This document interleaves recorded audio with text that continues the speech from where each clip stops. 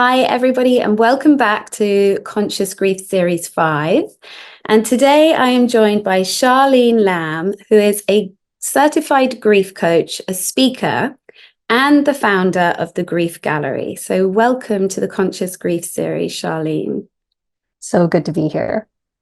I am so delighted that you're here because I'm really looking forward to sharing with the listeners about your work and how we can really utilize our creativity as we grieve. So maybe to begin with, you could share a little bit about your story and how it led you to where you are today. Sure. I'm Charlene. Hi. As you can tell from my accent, maybe I'm originally from New York City, and I'm a Chinese American, a proud New Yorker like my mom, Marilyn, and I'm also a naturalized Brit, but I'm currently based in Lisbon in Portugal. And my start of working with grief and with death was losing my mom. And that happened 11 years ago. We're actually recording on her death anniversary, and it changed my life. I mean, as it does, I think, for many of us when we have this kind of significant loss. I was living in London at the time, and my mother was living in New York in her dream house. And I'm an only child. So when she died suddenly and unexpectedly from a stroke, I knew I would have to make all the decisions about what to do with her house, what to do with the estate, what to do with all of her belongings.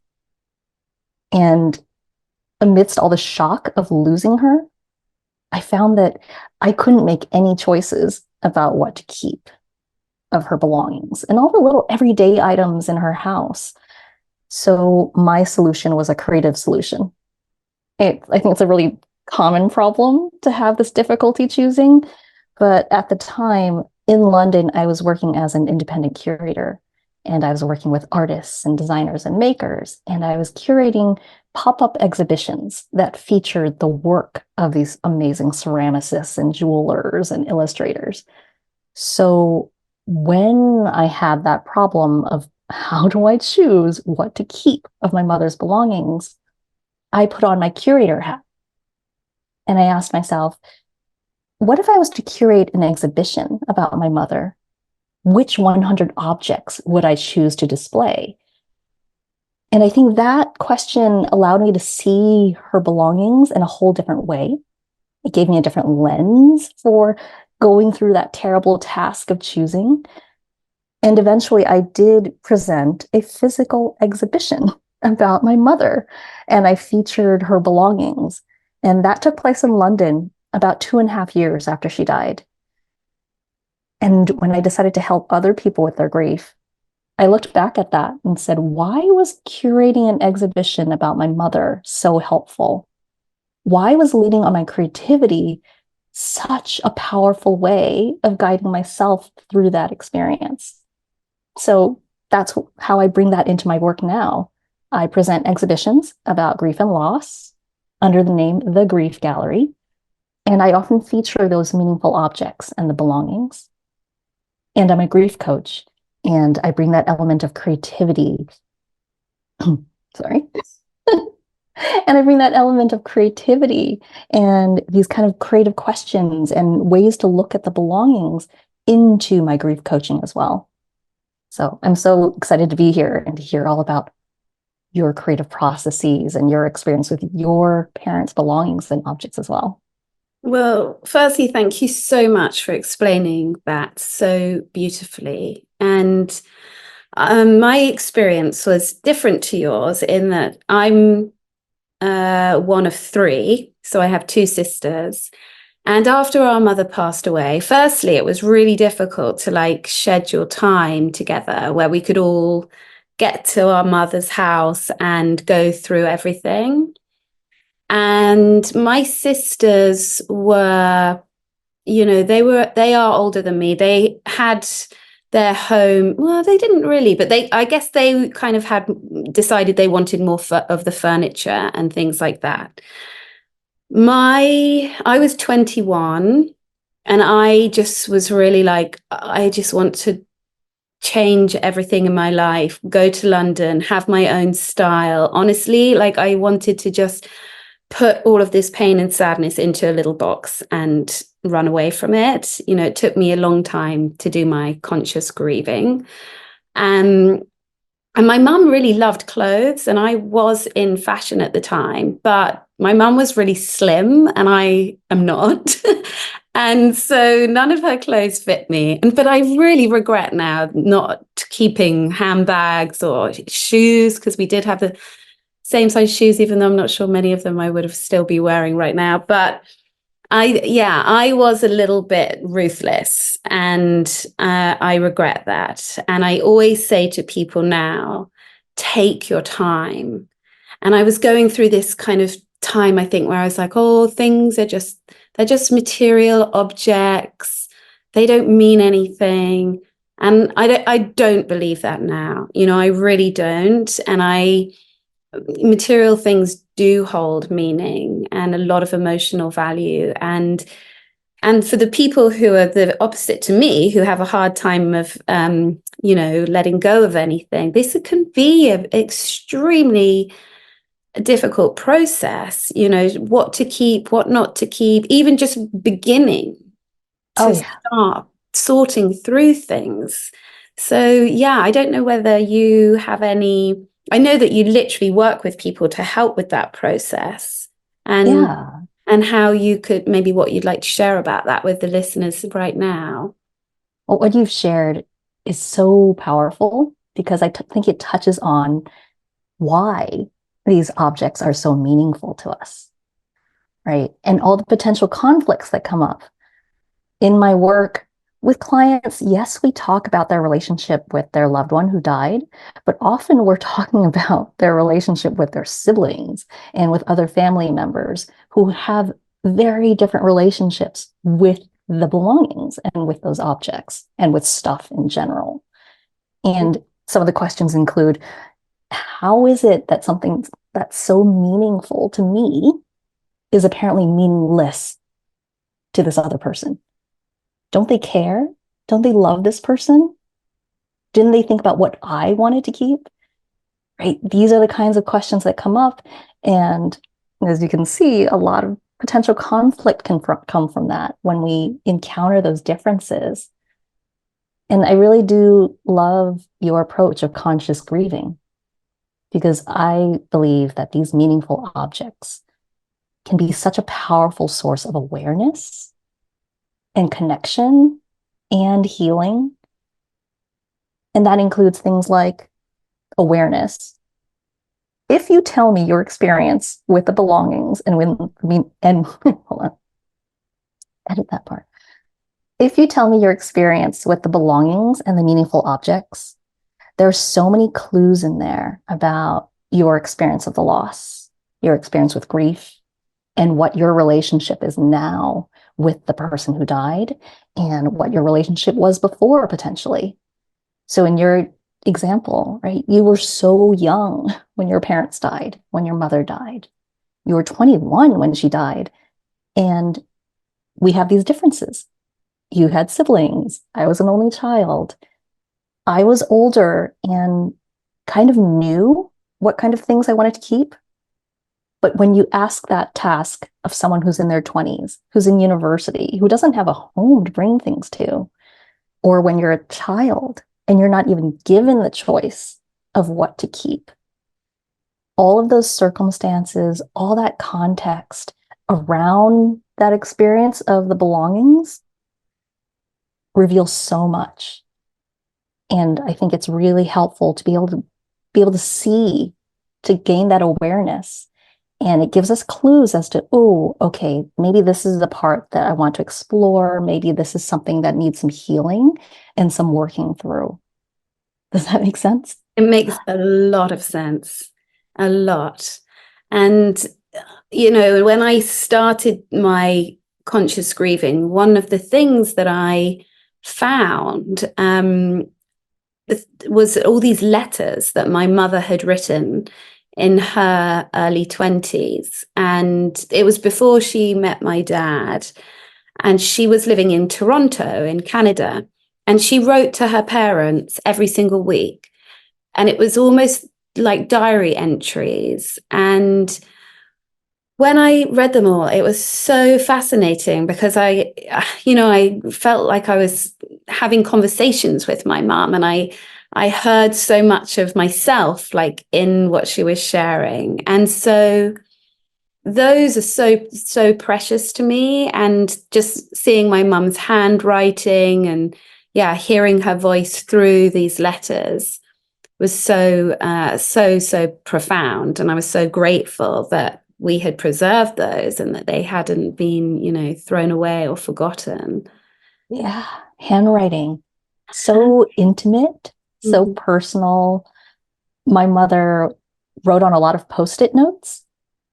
So they were just scattered around her house. And I find them so characteristic of her, of what she noted, how messy her handwriting is. And my aunt and I would laugh about that, her illegible handwriting. And I do have her post-its in different notebooks and in files because they are precious to me, even though it sounds like the letters that you described. I mean, that reveals so much.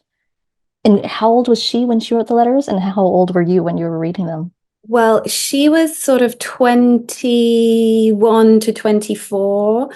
And I was by this stage in my mid 30s that I was reading them. Yeah.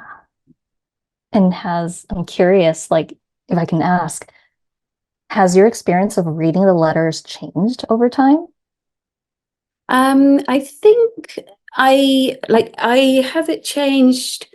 I obviously don't go back to them all the time, but I do even referred to them the other day in conversations with my sisters because we are always like kind of analyzing the things that she did and the choices that she made. And I think my mum did not consciously grieve. She was like somebody who was exceptionally busy all the time.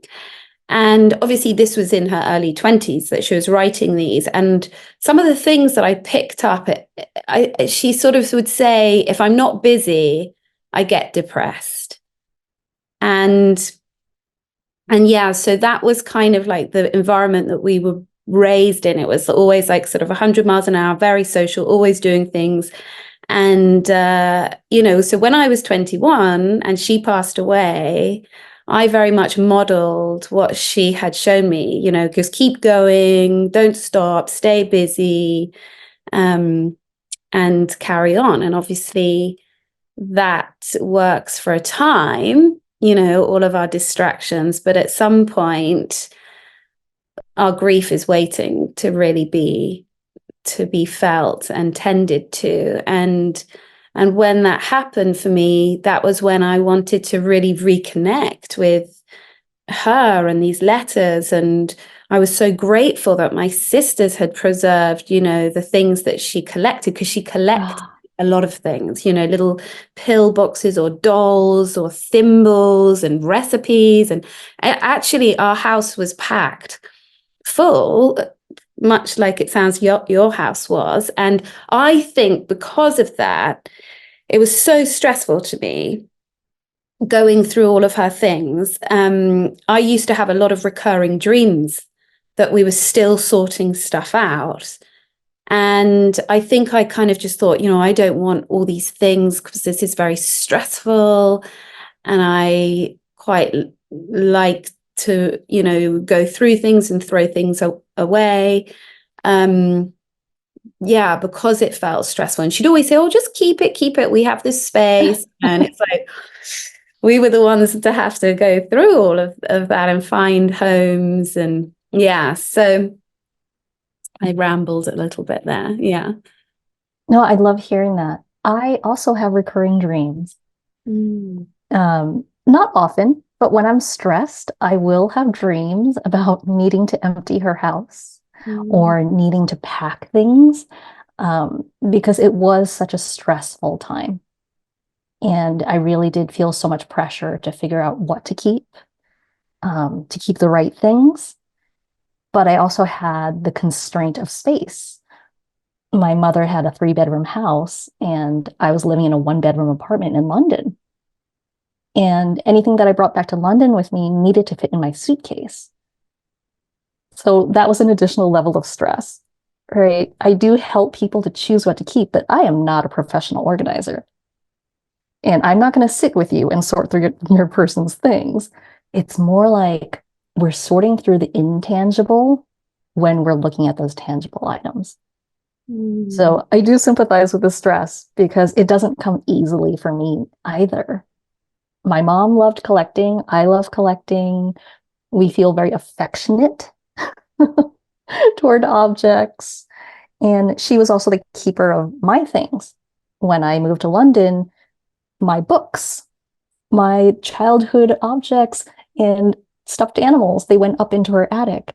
So she was also the keeper of my things. So there was a lot in the house to go through. And I'm so glad that you had your sisters who were able to keep things for you, right? You brought up regret, and I think that does come up a lot. For those of us who have the privilege of being able to take our time, I took over, gosh, like 2 years before I did that first exhibition about my mother. And I kept my mother's house for a year while I struggled to decide what to do. And not everyone has that privilege of time. So I think we're often just doing the best that we can in the moment. And I do hear from people who lost their person, their loved ones, especially parents when they were young. And they often say, I wish I'd kept more. Mm. Why didn't I keep the good jewelry? My taste as an 18-year-old was not what I would have now. And I think we're often just doing the best that we can, as we know, in all aspects of grieving. Mm-hmm. Yeah. Yeah, I think it's I think it's a great reminder as well. Like you said, you were able to take 2 years. And I just know from some people who I'm working with at the moment that they're taking time, and it does take time. And I often say, is there somebody who can sit with you while you do it? Not necessarily somebody who's like, you got to throw this out and someone ruthless, but literally just someone to be in the house at the same time. Because I feel like that can help us just do it as opposed to procrastinate. Yeah. It's a different, just as in grief, we talk about what kind of grief support you might need, right? That there are different people in our lives who can serve different roles. There's the coworker who helps to distract us from what we need, what we're kind of feeling because we actually do need to do our jobs. There's the friend who makes us laugh. There's the friend who cries with us. There's the family member who knew our person and maybe even the complexities of our relationship with our loved one, who open to hearing about all that. And I think that can be the case when we're dealing with the physical objects as well. That people do kind of assemble a team sometimes. Maybe they are working with an organizer, a professional organizer who is sitting with them and helping them to make those kind of practical decisions. And then sometimes they realize, okay, I've done the task of selling the house, emptying the apartment, emptying the storage unit, and I'm feeling really heavy still. What is it that brought up for me? Because some people have the physical objects and that's what's weighing on them, making decisions, literally paying hundreds and perhaps thousands of dollars a year in storage fees or pounds, wherever your storage unit is. And other people no longer have the physical objects, but there's still something else weighing on them, whether it is the longing for belongings that they never got to keep, or there's some other aspect of the grief that's weighing on them, some other aspect of the loss that's weighing on them. And I think that idea of choosing what to keep, curating, it might not be an exhibition, as it was in my case, but I define curating as choosing with intention. So that practice of choosing with intention applies whether we're talking about choosing items for an exhibition or choosing what we keep for our homes or choosing what memories we spotlight and cherish of our loved ones. Yes, I love everything that you're sharing here. It's just so meaningful, and like you say, it's really like a key to the emotions and a very important part of the grieving process. I mean, this is essentially, you know, how you're kind of sharing your grief. You know, obviously you did it through curating an exhibition and sharing it with many people. And that is a process of mourning, you know, outwardly expressing our grief. And many of us think that grief is a very private affair and something that other people don't want to know about and hear about. But actually, these are the people that we love and who help shape us and create us. And why wouldn't we want to share about them, even though they're not here in our day-to-day lives? And this is, you know, what you're doing so beautifully through your work and helping other people to do as well. Oh, that's really interesting about this question of who's the audience for what we share, right? I hold a monthly grief gathering for the grief gather. I hold a monthly gathering for the grief gallery. And part of that is inviting people to share with whoever's in the room with us. And there is an aspect of that because if we think of a gallery, like an art gallery or museum, who decides what gets shared? Usually it's a curator, right? If we think of the Tate Modern, okay, there's a whole institution there. There are people who are high up who choose what gets shared in an exhibition. And I love the idea of saying, you know what? Our loved ones were important to us. There are stories about them I want to tell. There are things about them I want you to know. And I'm going to use this object as a starting point for telling this story. And that's why I love the idea of us taking on that curator role and saying, it doesn't matter that this beautiful thing to me is meaningless to someone else. It's meaningful to me. And I'm going to own that story. I'm going to own that relationship. I'm going to highlight how I want them to be remembered. And interestingly, I've had people say, do I need to actually put together an exhibition and invite a bunch of people and all my family members? Because that sounds like a lot. For some people, that is an appealing idea as an alternative to the official memorial or the funeral, and especially during the pandemic when we couldn't do funerals and memorials in the same way. You definitely can curate an actual physical exhibition in a gallery space or even in your home as that kind of memorial or tribute. And you can curate an installation or an exhibition, whether physical or just as a creative exercise, just for you. And I think taking that time, making that space to really think about your person, see all these different facets of them, and then choosing how you want to remember them, it's so powerful, making these choices with intention. So I wanted to address that kind of question because sometimes people are like, I'm not a curator. Do I need to hire a gallery? The exhibition can be just for you. Yeah, and that's the great thing about inspiring people. Like, this is for you. And I think ritual or the way that we have a funeral has been very prescribed to us. This is what we do. This is the layout. This is the format. And it's like, no, we can choose to have a ritual or an exhibition, or, you know, whether you want to write about your loved ones or actually, you know, on social media. It's been a really wonderful way to share old photographs of the people that you love, stories about them. And we get to be the curators and be inspired about how we choose to share about our loved ones and remember them, and just get out of this rigid idea of this is how it is. You have a funeral Yes. and then that's it. And it's like, no, there's plenty that we can do for years and years afterwards. Yes. And it's not like we only have the one chance, right? We're continually telling the story of our loved one. Our relationship with them changes as we change, right? Our grief changes. And I love that flexibility.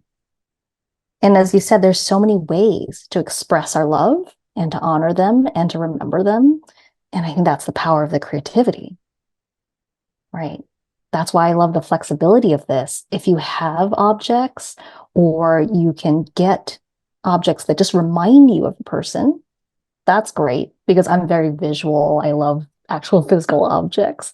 Like you said, material items with that tactility, the kind of weight of them, the physical presence of them can be really, really powerful. And if you don't have any objects, if you're not a stuff person, you can also do rituals that have nothing to do with objects. That's part of it too, right? I commission artwork in memory of my mother, but I also throw flowers in rivers, in oceans. Anytime I'm on holiday and on significant dates, like her birthday, flowers go in the water. And that's my ritual. And to me, there's, I like the idea of an artistic gesture, right? On the surface, it's just throwing a flower into the water, but it has so much meaning for me because of the layers of meaning. It's an artistic gesture to me, and I've assigned that meaning. And I think really that's what makes a ritual meaningful, right? And that's what makes it powerful. Mm-hmm. Just to shift gears slightly, because you're all about creativity and how this can assist in what we call post-traumatic growth. And a lot of people, I think, have heard of post-traumatic stress disorder, but not as many people always know that we can have post-traumatic growth. So would you like to speak about post-traumatic growth? Yeah.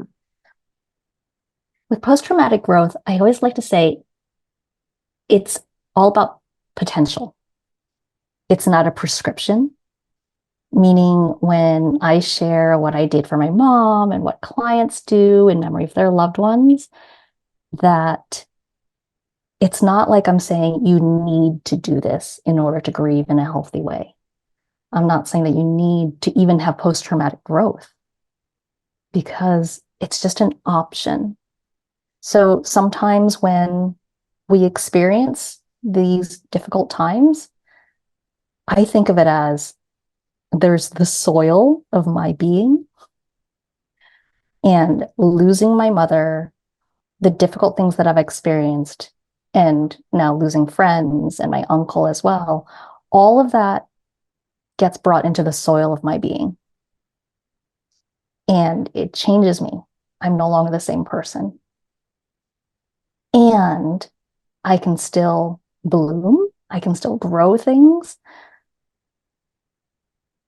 You can define post-traumatic growth. I'm curious, like, how you would describe it, but this is the metaphor that makes sense to me for post-traumatic growth, that we continue on. And I believe that all the difficult things affect the soil of ourselves, and we can grow beautiful things. It's not just that I've survived losing my mother and the impact of her loss on all these different facets of my life. It's that losing my mother has in many ways made it possible for me to live the life I want. I've grown in so many ways. I've become a better person, a more compassionate person. I'm bolder about the choices I make in the life I want to live. And that's why I'm in Lisbon now. And I think that's possible for everyone. And it's a potential for everyone. So what do you think about that definition or that I love description? that. I love that definition, and this, series is transforming pain into Mhm. evolution and growth. And when you talk about the soil, it's like, yeah, in the soil where the seed Mhm. is planted, in the soil is the darkness. Yes. And and often in the soil is like horse manure Yeah, and, and dead things, and dead things. decomposed remnants of our lives, of ourselves, past versions of us, all that enriches the soil Right. potentially. Yeah, there's nutrients there that help the plants grow. And that is the beauty of the difficult things that happen in our life. If Yeah. we choose to look through the lens of the possibility that we are going to evolve and grow, and that in hard situations we learn, if we Yeah. have that perspective. And as you said, your experience has given you, the courage to do things and change countries. And I often think that as well. I feel like often when people say, oh, what's your 5-year plan? Well, because I experienced death at the age of 9 when my dad died, I was very, very aware of like life can change at Oh, any yeah. minute. I will often be like, well, if I had 2 years left to live, then I can really get down to what's important quickly, Mhm. as opposed to Absolutely. where I want to be in 5 years' time. So your mindset really changes because, like, none of us know, none of us know and how long we're going to have here. Yes. And that's what it's ultimately about, right? If Mm-hmm. we think of how do we choose what to keep, and we're talking about physical objects, but we're also talking about the intangible, it's ultimately about making space for what's important. We could try to keep everything. I could try to keep the contents of my mother's 3-bedroom house because it all felt so precious. But the reality is, I didn't have space for that. I didn't have space for it physically, but really, I didn't have space for it emotionally, mentally. So when we do choose with intention, it is making space for what's important. It's making space for how we actually want to live our lives. So I think making choice about meaningful objects seems like a surface exercise, but we're really laying the groundwork for the life we want to live. And I also wanted to add, if you're listening to this and thinking, I can't even stand to look at the boxes, I can't look at the objects right now. And conversely, other people who say, oh, I my father just cleared out the house immediately. He needed to just move them all out and just needed to deal with it right away. I find it so interesting how there can be an evolution in what we feel ready for. So if you yourself are feeling like, I don't feel like I can look at the belongings right now, or I can't even imagine curating an exhibition or creating an artwork in memory of my person, I would offer that that's also part of the evolution, allowing ourselves to be where we are in our relationship with the grief, in our relationship with the objects, that your relationship with the objects will also change over time. You might find that you're going to feel, I'm ready. I'm ready to tackle the storage unit. I'm ready to look at the boxes. And so if you're feeling not quite ready, it's okay. Mm. Yeah, it is. It is totally okay. And just have the boxes there when you're ready. And it might be 2 decades from now. Oh, that I've had clients who are in that 2 decades point and saying, oh, it's been 20 years, or I have spent 15,000 pounds on storage units. I'm ready. Yeah, I mean, Storage, we've all, we all have a thing with storage units, I'm sure. I know I have things in different places at my sister's houses still, and I'm Yeah. guilty of it too. It's part of, yeah, it's part of modern life because we are accumulators at the end of the day We live still. in capitalist societies. We're We live- encouraged to accumulate. Exactly. And Can I ask you? yeah. Well, I think part of that evolution, and the name of this series includes evolution, right? And I think, like I said, the relationship with the objects can change, and also like the roles that the objects and the belongings play can also evolve. Have you found an evolution in your relationship with the belongings and the objects as well? Well, I definitely feel like I was saying with my sisters, for example. So one of them literally has recreated like our family home in her home. So she lives in a house that looks like our house. She has three daughters, as we were three. And honestly, it used to be very triggering for me sometimes. And even the way that they organize like Christmas Day and when you have the stockings and when it used to trigger my grief. And I sometimes used to just want to get in my car and drive back to London, and I would binge eat, and I would just be feeling so sad and miserable. And I remember one year I didn't want to go home. I didn't want to be around them for Christmas because they had their new families and husbands, and I didn't. And anyway, after I had obviously done a lot more work on myself and had done my conscious grieving, I came back to live in the UK during the pandemic. And I ended up living with the sister who's created the life that we used to have.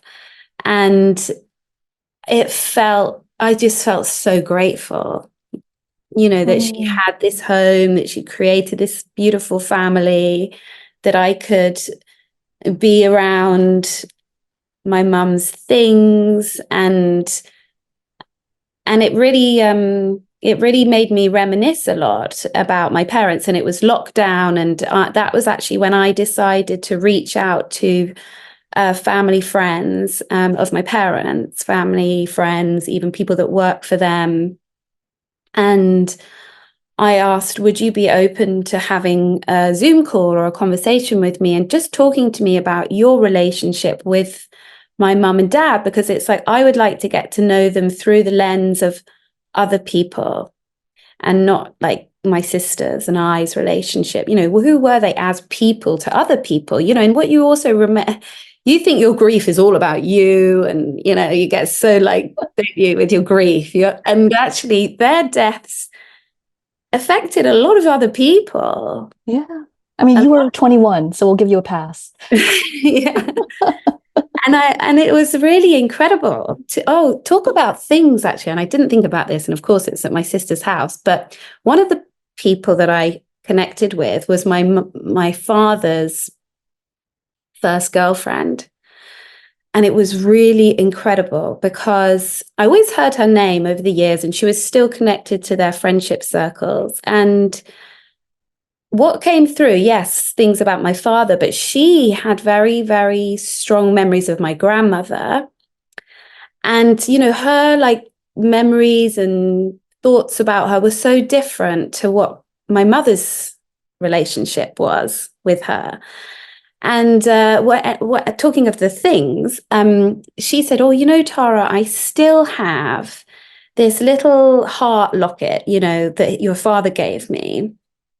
And I used to have a picture of him and her in it." She goes, "I don't have the picture in there, but I think they were like 16 or 17 years old, And then she Oh, said, "Would you like it?" Because it's not valuable, but there's nobody else that it would be meaningful for.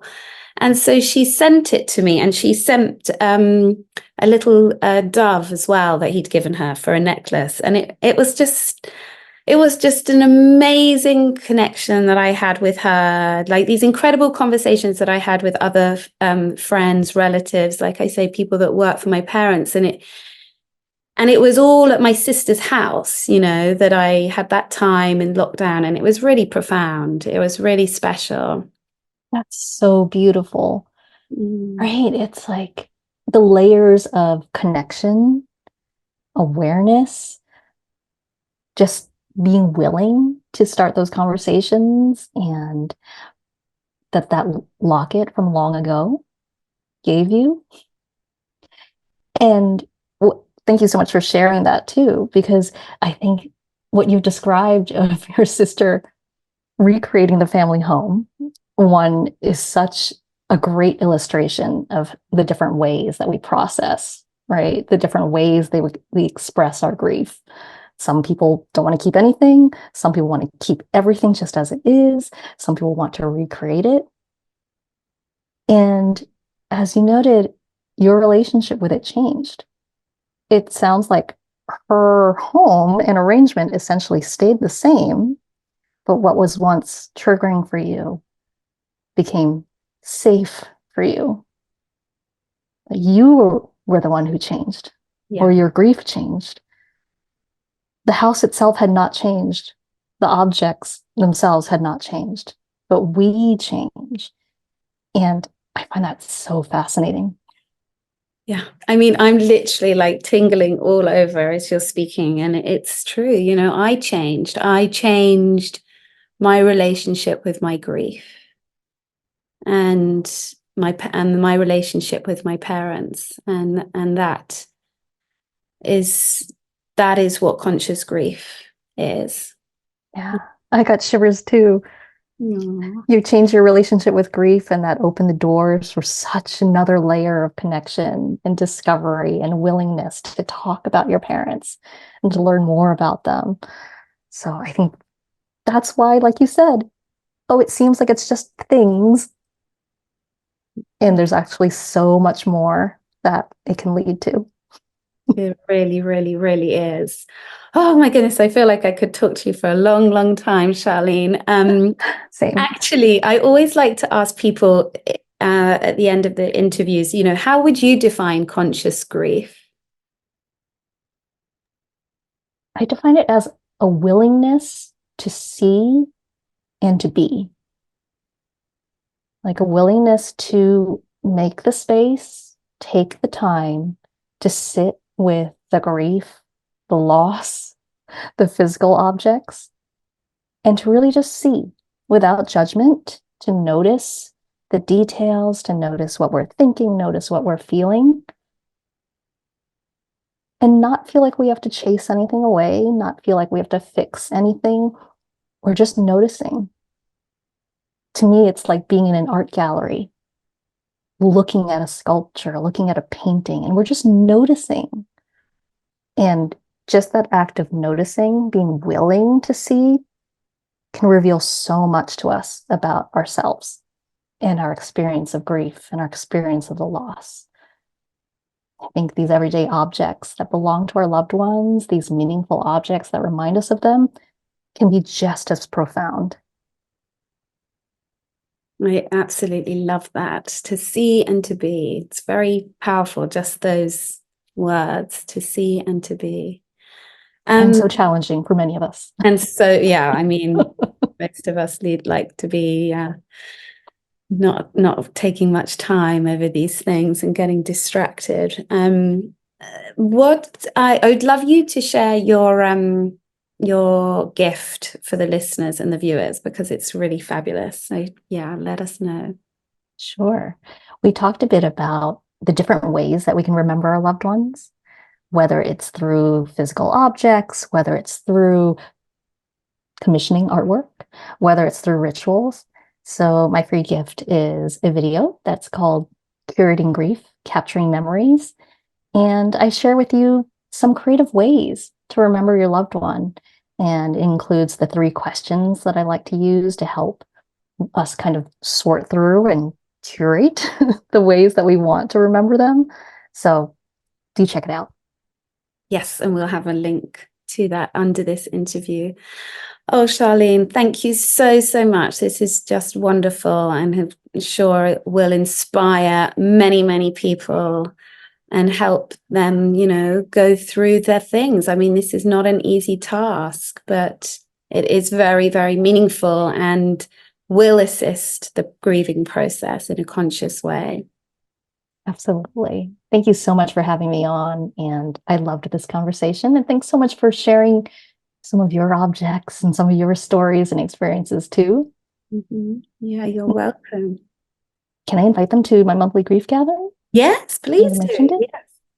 And if you'd like to share an object that meant something to you, I do hold a free monthly grief gathering on the last Wednesday of every month on Zoom. And you can find out more about that at curatinggrief.com. And let me know on Instagram. We're all on Instagram, aren't we? At least us grief people, it seems like. Yeah. I'm on Instagram at curating_grief. Perfect. Well, thank you again, and thank you to everybody who's been listening or watching. Thank you. Bye.